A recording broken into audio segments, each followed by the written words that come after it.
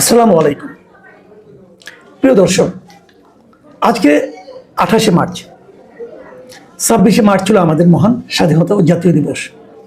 আমাদের স্বাধীনতা দিবসে একটা বিষয় আমি খুবই খেয়াল করেছি এবং আমার অন্য যে চ্যানেলটা আছে অন্য মঞ্চ, সেখানে আমি বিভিন্ন ইন্টারভিউ দুটো প্রোগ্রামে অন্ততপক্ষে দুইজন আলোচককে আমি প্রশ্নটা করেছিলাম যে আমাদের স্বাধীনতা দিবসের যে আলোচনা অনুষ্ঠানগুলি হচ্ছে বিভিন্ন পত্রপত্রিকায়, মিডিয়ায়, বিভিন্ন টেলিভিশনে যে অনুষ্ঠানগুলি হচ্ছে, সেই অনুষ্ঠানগুলো যতটুকু আমি দেখেছি স্বাধীনতা দিবস নিয়ে অনেক অনুষ্ঠান হয়েছে, কিন্তু বিস্ময়করভাবে আমাদের স্বাধীনতার সঙ্গে সবচেয়ে বড় যে নামটি, যে ব্যক্তির নাম বঙ্গবন্ধু শেখ মুজিবুর রহমান, তার নামটা সচেতনভাবে সবাই দেখি এড়িয়ে গেছেন এবং ওনার ভূমিকা নিয়ে কোনো আলোচনাই হয়নি।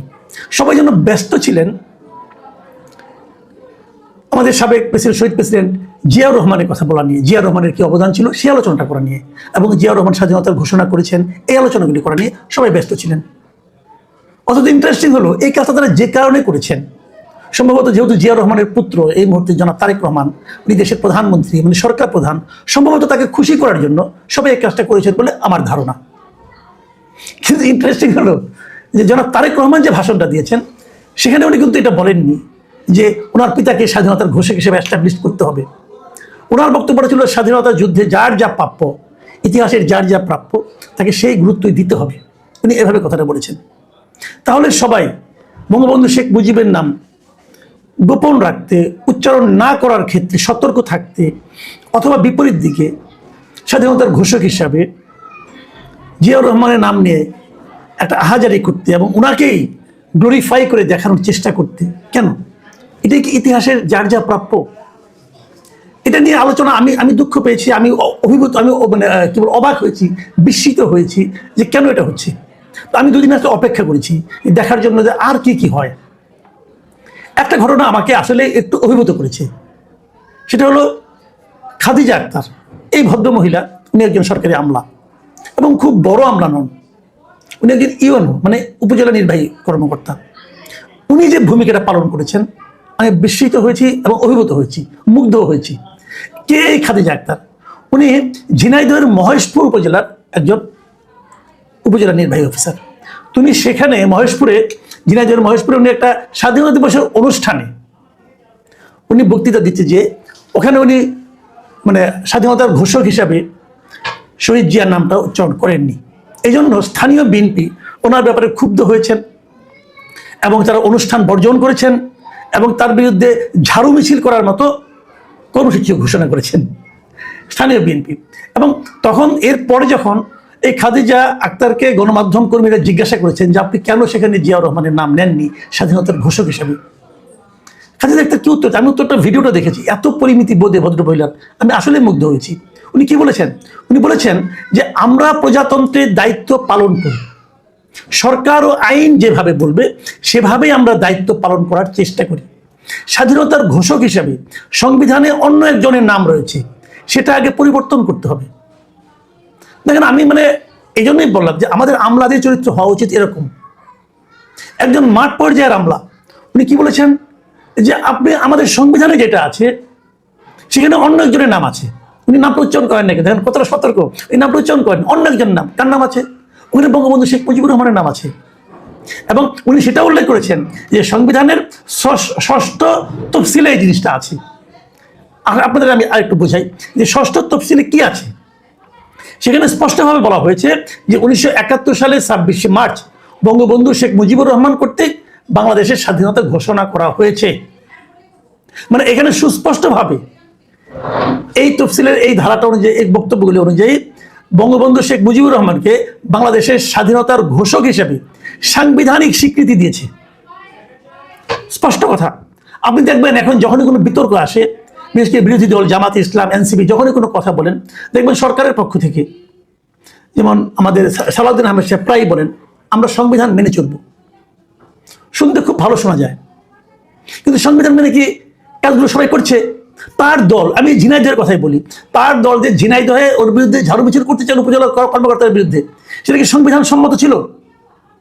উনি সংবিধান লঙ্ঘন করেননি বলে তার বিরুদ্ধে ঝাড়ু মিছিলের আয়োজন করা হয়েছে। উনি সংবিধান অনুযায়ী চলেছেন বলে তার বিরুদ্ধে ঝাড়ু মিছিল করার শেষ পর্যন্ত এটা হয়নি, কেন হয়নি সেটা আরো ইন্টারেস্টিং ঘটনা, ওই ঘটনা একটু পরে আসতেছি। তো তাহলে সংবিধান সমুন্নত কে রাখতেছে? একদম মাঠ পর্যায়ের একজন কর্মকর্তা। উনি দেখিয়ে দিয়েছেন যে গার্ডস কাকে বলে, উনি দেখিয়েছেন যে মেরুদণ্ড কাকে বলে, উনি দেখিয়েছেন যে আমলাদের চরিত্র কি হওয়া উচিত। আমলারা পেশাদার আমলা উনি, কিন্তু এই চরিত্রটা কি শীর্ষস্থানীয় আমলা মানে যারা সচিব আছেন তারা দেখাতে পারছেন না। তারা কর্মকর্তা হুজুরের তুষ্টির জন্য কর্মকাণ্ড করছে, অথচ হুজুর সেটা চেয়েছে কিনা এটাও কেউ জিজ্ঞাসা করছে না। ওনারা ভাবছেন বঙ্গবন্ধুকে বাদ দিয়ে কেবল স্বাধীনতার ঘোষক হিসেবে জিয়াউর রহমানের মানে যদি প্রশংসা করা যায়, তার নাম বারবার উচ্চারণ করা যায়, তাহলে বোধ হয় তারেক রহমান সাহেব খুশি হবেন এবং তারেক রহমান সাহেবের সঙ্গে যারা আছেন তারাও সেই আচরণটা করে যাচ্ছেন।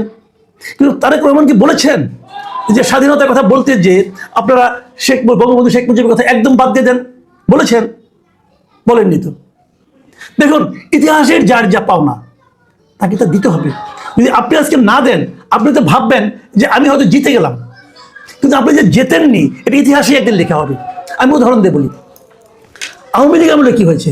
আওয়ামী লীগে শেখ হাসিনার যে আমল ছিল, গত 15 বছরের কথা বলি, গত 15 বছরে শেখ হাসিনা এমন একটা আচরণ করেছেন যে স্বাধীনতা যুদ্ধে ওনার পিতা মানে বঙ্গবন্ধু শেখ মুজিবুর রহমান ছাড়া আর কার কোনো ভূমিকা ছিল না। এটা ঠিক না, এটা একেবারেই ঠিক না। বঙ্গবন্ধু অবশ্যই মহানায়ক ছিলেন, বঙ্গবন্ধুর নির্দেশে বঙ্গবন্ধুর রাজনীতির কারণেই আমরা স্বাধীনতাটা পেয়েছি, এতে কোনো সন্দেহ নাই, কারো কোনো সন্দেহ নাই। কিন্তু তাই বলে কি স্বাধীনতায় আর কারো নাম নেই? এই স্বাধীনতা যুদ্ধে কি তাজউদ্দিন আহমেদের কোনো ভূমিকা ছিল না? তাজউদ্দিন আহমেদ ছিলেন স্বাধীনতা যুদ্ধে আমাদের যুদ্ধকালীন যে সরকার, বিপ্লবী সরকার, সেই সরকারের প্রধানমন্ত্রী। উনি দেশে বিদেশে সারা দেশে সারা দুনিয়াতে উনি কিন্তু সমস্ত কিছু করেছেন, দুতিয়ালি করেছেন এবং স্ট্র্যাটেজি নির্ধারণ করেছেন। স্বাধীনতা যুদ্ধে সর্বাধিনায়ক কে ছিলেন? কর্নেল ওসমানী ছিলেন, জেনারেল ওসমানী ছিলেন। তাকে আপনি ভুলে যাবেন? স্বাধীনতা যুদ্ধে যে সেক্টর কমান্ডার ছিল, সেই সেক্টর কমান্ডাররা কারা ছিলেন? তাদের মধ্যে জেড ফোর্সের অধিনায়ক কে ছিলেন? একজন সেক্টর কমান্ডার কে ছিলেন? জিয়াউর রহমান ছিলেন। এবং এটাও সত্য যে 27 তারিখে কালুরঘাট বেতার কেন্দ্র থেকে জিয়াউর রহমান বঙ্গবন্ধুর পক্ষে স্বাধীনতার ঘোষণা দিয়েছিলেন। সেই ঘোষণার কারণে আমাদের যারা নাকি মুক্তিযোদ্ধা যারা ছিলেন তারা বিভিন্ন জায়গায় ছড়িয়ে ছিটিয়েছিলেন, তারা বুঝতে পারছিলেন না তারা কি করবেন। সেই সময় ওই সময় তৎকালীন মেজর জিয়াউর রহমানের একটা ঘোষণা সকল মানুষকে কিন্তু ঐক্যবদ্ধ করেছে। এর গুরুত্ব আপনি ইগনোর করতে পারবেন না। সমস্ত এই দেখেন আমি যার যার নাম বললাম, এই প্রত্যেককে কিন্তু তার অবস্থান থেকে দেখতে হবে। কোনো একজনকে বাদ দিলে হতো না। হ্যাঁ, বঙ্গবন্ধু মহানায়ক ছিলেন, বঙ্গবন্ধুকে যখন অ্যারেস্ট করে নিয়ে গেল, তারপরে যে তাজউদ্দিন সাহেব যদি বলতেন না আমরা যুদ্ধ এইভাবে পরিচালনা করবো না, অন্যভাবে করবো, আমরা আপোষ করবো, যদি ওসমানী সাহেব তো রিটায়ার্ড ছিলেন, তাকে নিয়ে আসা হয়েছিল, তিনি যদি বলতেন যে আমি যুদ্ধ যদি এগুলি সবগুলি হতো, তাহলে কি স্বাধীন হতো? হয়তো হতো না, হয়তো অন্য কিছু হতো। কিন্তু এভাবে 9 মাসের মাথায় আমরা পেতাম না। কাজেই স্বাধীনতা যুদ্ধ, মুক্তিযুদ্ধ, আমাদের স্বাধীনতা প্রাপ্তি, বিজয়, এই সব কিছু একটা সম্মিলিত প্রচেষ্টা।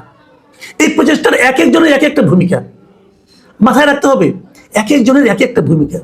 ধরেন একটা বড় মেশিন, সেই মেশিনটাকে ঠিক রাখার জন্য কিন্তু হয়তো একটা প্লেন, আমি প্লেনের কথাই বলি, প্লেনের যদি চলন্ত অবস্থা একটা স্ক্রু যদি ঠিকঠাক মতো কাজ না করে, ওই প্লেন কিন্তু ক্রাশ করবে। কিন্তু স্ক্রুটাকে কিন্তু ক্যাপ্টেন বলা যাবে না, ক্যাপ্টেন আরেকজন। কিন্তু প্লেনটাকে উড়িয়ে নেওয়ার জন্য স্ক্রুটারও দরকার আছে, ক্যাপ্টেনেরও দরকার আছে। আবার ধরেন প্লেনের মধ্যে একাধিক ইঞ্জিন থাকে, একটা ইঞ্জিন কলাপস করলে আরেকটা ইঞ্জিন চলবে, কিন্তু ক্যাপ্টেন না থাকলে কিন্তু দুইটা ইঞ্জিন চালু থাকার পরও প্লেন ক্রাশ করবে। এখানে হলো হিসাবটা, যে সবারই ভূমিকা আছে, সব মিলিয়ে একটা প্যাকেজ। এই প্যাকেজটাকে দেখতে হবে। স্বাধীনতার ঘোষণা কে করেছে না করেছে এটা নিয়ে যদি আমরা এখন এত অপ্রয়োজনীয় একটা বিষয়, আমাদের দেশ স্বাধীন হয়েছি, আমরা বলি না যে ছেলের মনে করেন একটা সন্তান জন্ম নিল, পুত্র সন্তান জন্ম নিল, অনেকে আমরা আজান দিই কিন্তু, হ্যাঁ, তো এখন আজান কে দিল এটার উপরে কি এই পুত্রের ভবিষ্যৎ নির্ভর করবে? ভাই, করবে না। এইগুলি মনে রাখতে হবে। দেশ এখন 52 বছর বয়স হয়েছে দেশের। এখন আমরা ওই বিষয়টা নিয়ে তর্ক না করি, ওই বিষয়টা নিয়ে আমরা যত তর্ক করব, যত একজনকে ছোট করে দেখাতে চাইব, মনে রাখবেন সে তত আপনার অলক্ষ্যে আরো বড় হয়ে যাবে। আর যত আপনি একজনকে বড় করে দেখাতে চাইবেন, সে তত নিচে নামতে থাকবে। শেখ হাসিনা এই ভুলটা করেছিল। শেখ হাসিনা সবাইকে বাদ দিয়ে কেবল তার পিতাকে বড় করতে চেয়েছিল। উনি ওনার পিতার মূর্তিকে অনেক উঁচু করেছিলেন, যত উঁচু করেছিলেন তত নিচে নেমে গেছে ওনার পিতার মূর্তি। আমি তো এটাও বলবো যে বঙ্গবন্ধু দুর্ভাগ্য যে ওনার কন্যা ওনাকে নিয়ে এই রাজনীতিটা করেছেন। বঙ্গবন্ধু শেখ মুজিব এদেশের সকলের উনি একজন মানুষ ছিলেন, দেবতা ছিলেন না, মাথায় রাখতে হবে। উনি স্বাধীনতা যুদ্ধ পর্যন্ত এই দেশের মানুষকে ঐক্যবদ্ধ রেখেছেন এবং একটা স্বাধীন মানচিত্র, স্বাধীন পতাকা দিয়েছেন। কিন্তু স্বাধীনতার পর উনি দেশ শাসন করতে গিয়ে খুব সাফল্যের পরিচয় দেননি। ওনার আমলে এই দেশের প্রথম দুর্ভিক্ষ হয়েছিল, এটাও মানতে হবে। সব মিলিয়ে আমরা কিন্তু আজ দেশের এই 55 বছর অতিক্রম করেছি, এটাকে মানতে হবে। আর আমাদেরকে বলি, এই খাদিজা আক্তারকে দেখুন, আপনাদেরই ছোট বোন, হয়তো আপনাদের সন্তানের মতো বয়স হবে ওনার কাছ থেকে শিখুন যে আমলাতন্ত্রের পেশাদারিত্ব কাকে বলে। আপনারা কিন্তু বৃদ্ধ হয়ে গেছেন, নতজানু হয়ে গেছেন, মেরুদণ্ড হারিয়ে ফেলেছেন। আপনারা শিখুন কি করতে হবে। সংবিধান চেঞ্জ করুন, সংবিধান জ্বালায় থাকবেন তাই মানবেন। সংবিধান আপনি চেঞ্জ করবেন না, সংবিধান ওইভাবে রাখবেন।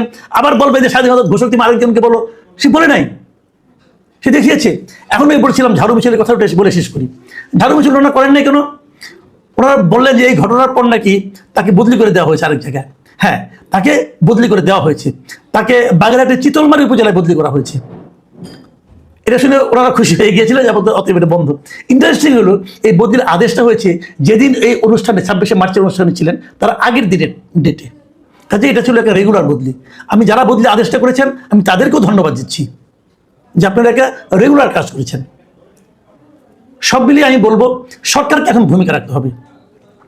আপনারা যেই মুহূর্তে সংবিধান চেঞ্জ করবেন সেই মুহূর্তে থাকবে, যা থাকবে তাই বলা হবে।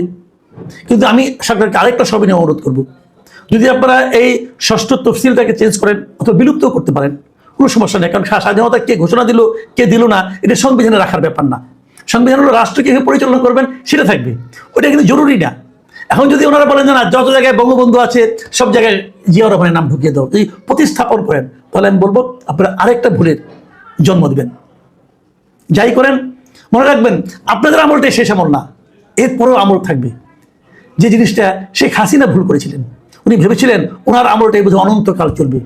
কারো আমলে অনন্তকাল চলে না। সেই তার কালটা, তার আমলটা নির্ভর করে সে কি কি কাজ করছে তার উপর।